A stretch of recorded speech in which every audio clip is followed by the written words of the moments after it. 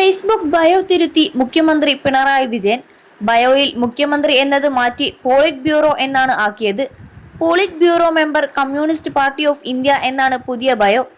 Chief ministers office Kerala എന്ന പേജിൽ മുഖ്യമന്ത്രിയുടെ ഫോട്ടോ ഒഴിവാക്കി സർക്കാരിന്റെ ഔദ്യോഗിക മുദ്രയാക്കിയിട്ടുണ്ട്.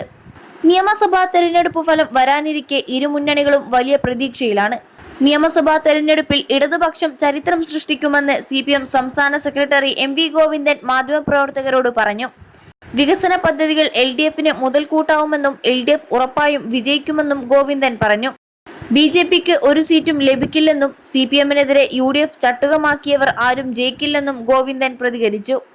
അതോടൊപ്പം പാചകവാതക വില വർദ്ധിപ്പിച്ച് ജനജീവിതം ദുസ്സഹമാക്കുന്ന നടപടി കേന്ദ്രം അവസാനിപ്പിക്കണമെന്ന് മുഖ്യമന്ത്രി പിണറായി വിജയൻ. പാചകവാതകത്തിന്റെ ചരിത്രത്തിലെ ഏറ്റവും ക്രൂരമായ വിലവർധന ജനജീവിതത്തെ അതിഗുരുതരമായി ബാധിക്കുകയാണ്.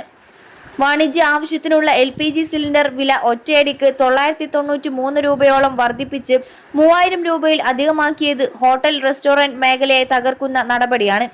കുടിയേറ്റ തൊഴിലാളികളും ചെറുകുടുംബങ്ങളും ആശ്രയിക്കുന്ന 5 കിലോ LPG സിലിണ്ടർ വില 251.50 രൂപയാണ് കൂട്ടിയത്.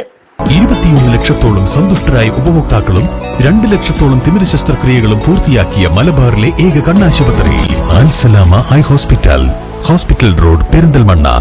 കേരളം ഉൾപ്പെടെയുള്ള സംസ്ഥാനങ്ങളിലെ നിയമസഭാ തെരഞ്ഞെടുപ്പ് കഴിഞ്ഞയുടനെയാണ് രാജ്യത്തെ സാധാരണക്കാരെയും ചെറുകിട സംരംഭകരെയും കുടിയേറ്റ തൊഴിലാളികളെയും കടുത്ത പ്രതിസന്ധിയിലാഴ്ത്തിക്കൊണ്ടുള്ള ഈ വർധനവ്. പശ്ചിമേഷ്യൻ പ്രതിസന്ധി കാരണം മാസങ്ങളായി പാചകവാതക ക്ഷാമം നേരിട്ടുകൊണ്ടിരിക്കുന്ന ഹോട്ടൽ വ്യവസായ മേഖലയ്ക്ക് അന്യായമായ ഈ വിലവർധന താങ്ങാനാവില്ല. അതിന്റെ ഭാരം ആത്യന്തികമായി സാധാരണ ജനങ്ങളുടെ തലയിലാണ് വന്നു വീഴുക. കേരളത്തിൽ ഉൾപ്പെടെ പല ചെറുകിട സ്ഥാപനങ്ങളും പൂട്ടേണ്ടി വരുന്ന അവസ്ഥയിലുമാണ്. എണ്ണ കമ്പനികളുടെ ലാഭം മാത്രം മുൻനിർത്തി ജനങ്ങളുടെ മേൽ അധികാരഭാരം അടിച്ചേൽപ്പിക്കുന്ന പ്രവണത അംഗീകരിക്കാൻ കഴിയില്ല. കോർപ്പറേറ്റ് താൽപര്യങ്ങൾ സംരക്ഷിക്കുന്ന കേന്ദ്ര നയം തിരുത്തപ്പെടണം. അമിതമായി വർദ്ധിപ്പിച്ച ഈ തുക ഉടൻ പിൻവലിക്കാൻ കേന്ദ്ര സർക്കാർ തയ്യാറാകണമെന്നും പിണറായി ഫേസ്ബുക്ക് പോസ്റ്റിൽ ആവശ്യപ്പെട്ടു.